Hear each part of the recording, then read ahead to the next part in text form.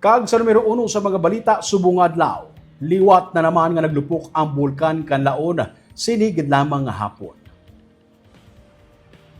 Sa sini nga video nga kuha ni Nori Rivera, makit-an ang nagaitom nga plume sa ibabaw sang bulkan Kanlaon mga alas 4:40 sinigid lamang nga hapon. Ang ini naman nga video kuha sa banwa sang Moises Padilla ni Rod Garcia, makit-an man didto ang nagataas nga plume gikan sa bulkan matapos ini nga maglupok.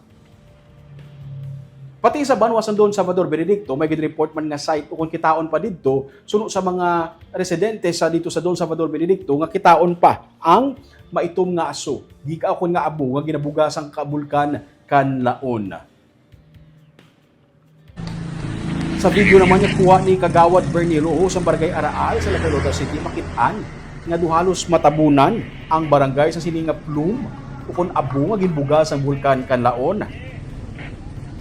Nagdulom ang kalangitan matapos ang paglupok sa bulkan Kanlaon sinigid lamang nga hapon.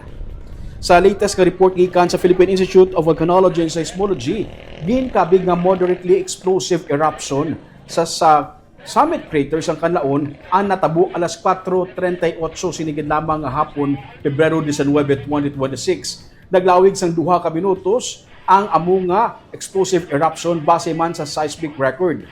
Ang ini nga hitabo nag-generate sang dark gray nga eruption plume nga nagtaas sang 2,000 meters sa ibabaw sang crater antes na naog pa southwest. Pyroclastic Density Current or PDC descended o kung nagpanaog na dagdag ini mga PDC sa southern kag southwestern upper slopes sa sulod sang 1 kilometer sang summit sa crater sang bulkan. Base ini sa record sang IP camera sang Kanlaon Volcano Network. Ang alert level 2 nagapabilin sa gihapon sa bulkan Kanlaon kag ang pagsulod sa 4 kilometer radius nga permanent danger zone sa gihapon ang dapat nga istrikto nga ginapatuman para likaw sa kung anuman nga delikado nga sitwasyon.